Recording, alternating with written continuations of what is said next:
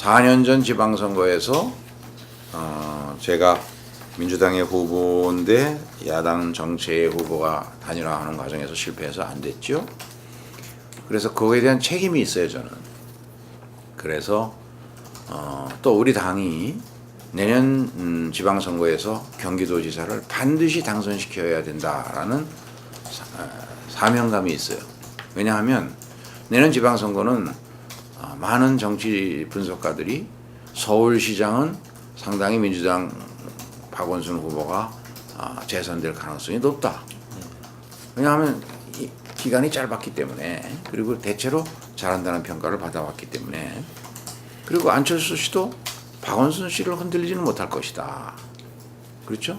그래서 서울시는 크게 이슈가 안 될 거고, 그렇다면 지방선거의 태풍의 눈은 경기도지사가 될 거다. 그래서 경기도지사가 민주당 입장에서 보면 반드시 민주당 후보가 당선되지 않으면 민주당의 장래의 정권 교체를 위한 정치적 행로에 큰 장애가 되고 잘못하면 엄청난 위기를 맞을 수가 있다. 그게 제 인식이에요. 그래서 4년 전에 그런 책임이 있는 사람으로서 현재 내년 선거를 위해서 우리 당에서 활동을 해서 조금이라도 영향력을 행사할 수 있는 위치에 있는 사람은 나 하나뿐 아니냐.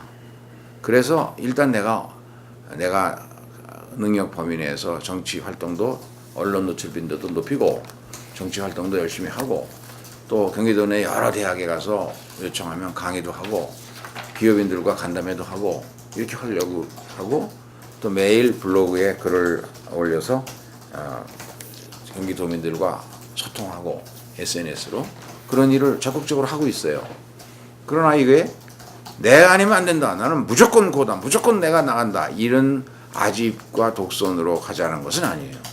나보다도 제일 중요한 건 반드시 민주당 후보가 당선되어야 되기 때문에 나보다도 더 당선 가능성이 높은 좋은 인물이 우리 당 후보로 나온다면 내가 양보할 수 있어요. 다만 그때까지 우리가 손 놓고 있을 수 없으니까 정책도 개발하고 토론도 하고 김문수 지사가 잘못하는 건 비판도 하고 그렇게 지방 정치를 해나가야 된다는 거죠. 그거는 뭐 새누리당 안에서 어떻게 결정하고 김문수 지사가 어떻게 판단하느냐의 문제죠. 다만 저는 김문수 지사에게 지난 8년간 경기도정을 이끌어온데 잘한 것도 있겠지만 결정적으로 잘못한 몇 가지에 관해서 토론을 하고 싶어요. 그 첫 번째는 경제를 아주 어렵게 만들었어요. 대한민국 경제가 어려웠지만 경기도 경제가 더욱 어렵다. 가장 어려웠다. 이건 제 주장이 아니고 한 달 전에 한국은행이 대한민국의 경제를 6개 권역으로 나누어서 지난 10년 동안의 경제 성장률을 조사해서 발표를 했어요. 6권이라는 것은 서울권, 경기권, 충청권, 호남권, 대구, 경북권, 부산, 울산, 경남권 이렇게 6개로 나눴어요. 그래가지고 10년 동안 경제 성장률을 조사했는데 GRDP죠, GRDP. 그런데 경기도가 꼴찌야. 깜짝 놀랐어요. 이거 왜 그러냐? 있을 수가 없는 일이 일어난 거예요. 경기도가 중소기업도 제일 많고 제조업도 제일 많고 벤처기업도 제일 많고 모든 경제 여건에서 가장 유리하고 그래서 경기도는 늘 경제적으로나 소득 면에서는 1, 2위 이렇게 될 거다라고 서민들이 다 믿고 있거든. 그런데 1인당 GRDP 성장률이 꼴찌고 16개 시도 중에 1인당 GRDP의 순위가 경기도가 한국은행 조사 발표로 10위요. 이건 문제가 있다. 왜 이렇게 되느냐? 제조업도 서비스업도 경기도에 제대로 된 투자가 하나도 안 일어났다. 한국은행이 조사해서 발표한 기록에 보면 종업원 수 300인 이상 기업이 지난 10년 동안 경기도에서는 7개가 없어졌어. 7개가 줄어들었어. 충청권에서는 37개나 늘어났어요. 그러니까 뒤집힌 거예요. 서비스 분야도 작년 한 해 동안 경기도민이 소비한 서비스 카드 사용 실적이 소비행위의 대표가 카드 사용 실적 아니겠어요? 88조인데 그 중에 경기도에서 소비한 거, 그러니까 경기도에 있는 가맹점이 끄는 카드는 68조야. 그러니까 20조를 역에 소비를 한 거예요. 주로 서울 가서 소비한 거지.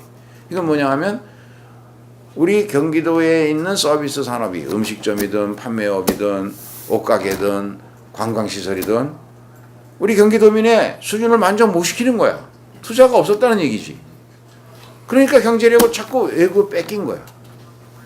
그래서 이게 치명적인 약점이다. 그러다 보니까 경제가 엉망이니까 일자리가 줄어들고 경기도시공사 같은 것을 통해서 무리한 SOC 사업을 자꾸 벌리니까 지방정부 중에 부채의 비율과 부채의 규모가 전국 16개 시도 중에서 두 번째로 높다.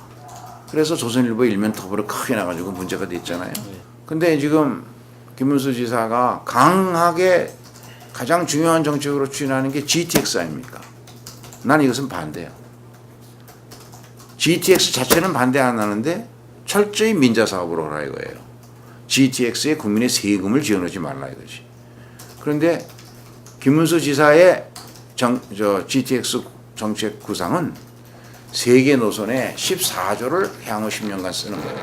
14조를 보조해 줘야 하자는 거야.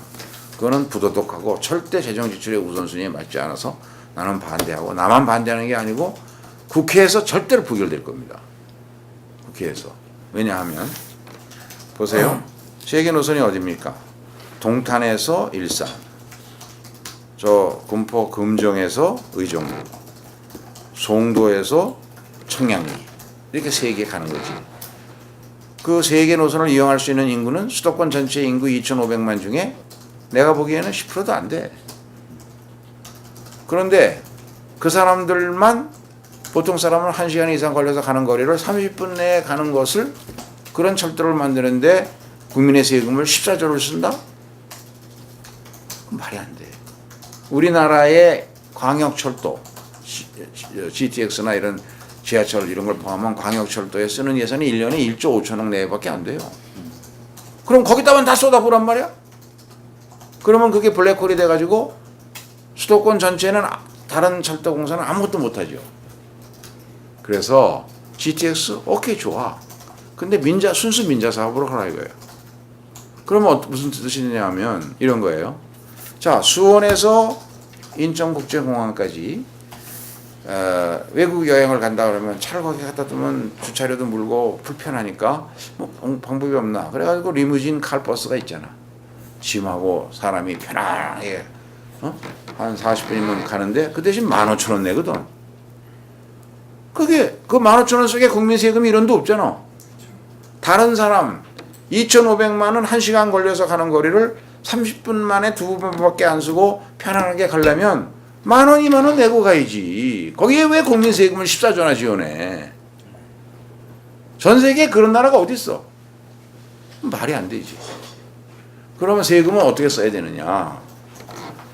제일 중요한 것은 2,500만에게 가장 혜택이 들어가게 써야 되잖아요. 그러면 서울 지하철이 있어. 지금 지하철이 1호선부터 9호선까지가 서울 시내에 다 완성됐고 그 중에 2호선이 서울 순환선입니다. 그죠? 네. 그런데 문제는 서울 인구는 정체되거나 조금씩 줄고 경기도 인구, 인천 인구가 늘어나거든. 전국에서 몰려드는 사람들도 서울 시내를 바로 못 들어오고 서울 시내에서 분가한 서울 시민의 자식들도 경기도로 나간단 말이야. 그럼 경기도 쪽에 인구가 더 늘어나잖아요. 그러면 그 사람들이 시내로 소통하게 가끔 하는데 이게 지금까지는 주로 고속도로와 자동차 도로를 많이 만들었어. 근데 그거는 해보니까 상당히 편리해졌어요. 근데 문제가 있어. 왜냐하면 자동차 도로는 어느 나라에서나 똑같은 경험인데 많이 투자해서 편해지면 편해질수록 자동차가 늘어. 그러니까 그거는 대중교통수단이 될 수가 없어. 철도밖에 없어요. 그래서 철도를 하는데 어떻게 해야 되느냐. 서울 지하철의 연장선을 계속해서 경기도와 인천의 끝까지 연결시켜주는 게 최우선이요. 그래서 지금 분당선 연장선 공사 했죠. 신분당선 연장선 공사 지금 하고 있죠. 그다음에 지하철 4호선이 인도공까지 온 거를 수원 거쳐서 동탄까지 가게 해주자는 거지. 그다음에 그게 이제 경기도 북부 쪽으로 가면은 의정부로, 구리로, 7호선, 9호선, 그다음에 9호선은 여의도까지 온 거 김포까지 연결하고 이렇게 사통팔달 지하철을 연결하는 게 최우선이에요. 거기 전체 들어가는 돈이 앞으로 쓸 돈이 6조면 돼요. 8조가 6조를 거기다 투자하고 그게 되면 내가 생각하는 것은 경기 하나철도를 만들자. GTX에 대응해서 G1X라고 나는 명명을 하고 싶어요. 경기 하나철도라는 게 뭐냐? 경기도를 전체로 엮는 광역철도, 순환철도망을 만들자는 거죠. 그러면 남쪽은 이미 분당선, 연장선과 수인선으로 다 대체하면 돼. 남쪽은 그거로 다 돌아가. 북쪽에 일부 연결 안 되는 것을 연결하면 되기 때문에 그것도 한 7, 8조만 투자하면 다 끝나. 이게 철도 투자의 우선순위에 맞는 거다. 거기에는 세금을 써도 된다. 그렇게 되면 경기도 전체에서 수도권을 들어가는데 어느 가까운 지역 어디를 가나 30분이면 가게 되고 GTX 필요 없어 사실은. 왜냐하면 그 철도를 만든 다음에는 철도를 급행으로 운영하면 돼. 중간에 안 쓰면. 출퇴근 시간에는. 중간중간 분당선 연장선이 지금 영통역에서 저기 강남 선릉역까지 가는데 52분인가 걸려요. 근데 중간에 2번만 쓰고 쫙 프리패스하면 얼마 걸리냐 하면 27분이면 가. 바로 그게 답이다 이거예요. 그 왜 쓸데없이 돈을 들여가지고 근데 민자 사업으로 된다면 좋다 이거야. 그거는. 투자하는 걸 누가 뭐라 그래. 민자 사업으로 하는 거니까. 근데 그건 좋은데 거기에 세금을 써갖고 할 일은 아니다 이거지. 이런 문제를 갖고 토론을 해서 나라 예산이 옳게 쓰이게 해야 된다 이거지. 지금 내 주장이 나 혼자 주장이 아니고 중앙정부의 예산 당국에서는 별사 반대요. 그래서 지금 GTX에 대해서 합의가 이루어진 것은 하도 지난 선거에서 김문수가 그걸 저 대선 과정에서 들고 나오고 하니까 지금 확정된 거는 그것뿐이에요. 수서에서 출발하는 KTX 2호선 있지, 호남고속철이라는 거. 별도 법인을 만들어서 한다는 그거 있잖아요.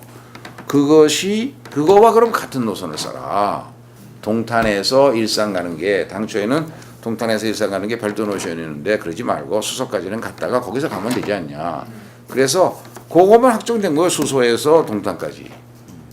그거는 뭐 같은 노선 쓰는 거니까 그거는 좋아 그런 거는. 그러나 나머지를 국민 세금을 들이면 안 되고 민자사업으로 하라 이거지. 민자사업.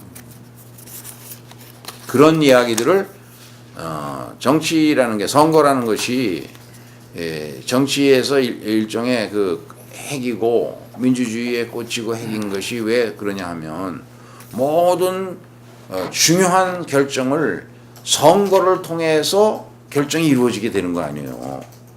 그러니까 정치라는 것이 이 대립과 갈등이 많이 생기는데 이것을 정치 법과 제도와 행정의 틀만으로 안 될 때 정치를 통해서 과감하게 대화하고 타협해서 양보해서 해결하는 거지. NNL 같은 거 좋다 그럼 국가기밀원 그 공개하자 하고 합의해서 투표해서 가는 거. 이게 정치지. 그래서 갈등의 소지를 줄여서 그 갈등을 국가 발전의 에너지로 바꿔내는 능력. 그게 정치의 힘이고 정치가 필요한 이유죠. 그 지금 NNL 전국, 국정원 전국에서 그런 걸 만들어내는 그런 키 포인트는 박근혜 대통령이 쥐고 있는 거예요. 박근혜 대통령이 사과하고 남대준이 처벌하고 국정원 개혁하는 정책을 발표함으로써 끝나는 거예요, 이게. 그렇죠? 마찬가지 정치. 경기도에서 지금 왜 경기도가 지난 10년간 이렇게 어려워졌느냐. 투자를 잘못한 거 아니냐. 뭘 잘못했냐. 이런 거를 따져가지고 선거를 통해서 선거라는 영광로 속에서 그걸 해결해내야 돼. 그러려면 이런 토론이 주민들이 알고 투표를 해야지. 어떤 게 옳으냐. 그래서 내가 제안하는 거예요.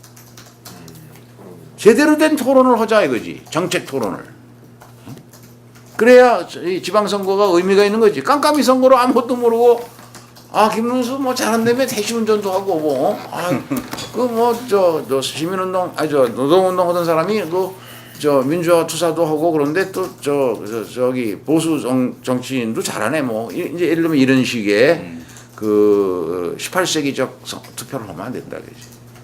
근데 그런 토론의 장이 안 만들어지는 게 답답한 거예요. 중앙 정치는 그래도 최소한의 토론이 만들어지는데 지방에 왜 안 되냐? 수도권 내에서 특히 안 되는 게 지방 언론이 죽어 있어서 그래요. 지방 언론이 죽을 수밖에 없는 환경 아니에요. 그래서 그거를 우리 인터넷 언론에서 좀 제시해 주시고 그런 토론이 붙어져야 된다. 그러면 적어도 젊은이들이라도 30, 40대 이하 젊은이들이라도 어떤 형태로든지 그 토론에 참여해서 자기 의사표시를 하고 판단할 거 아니에요.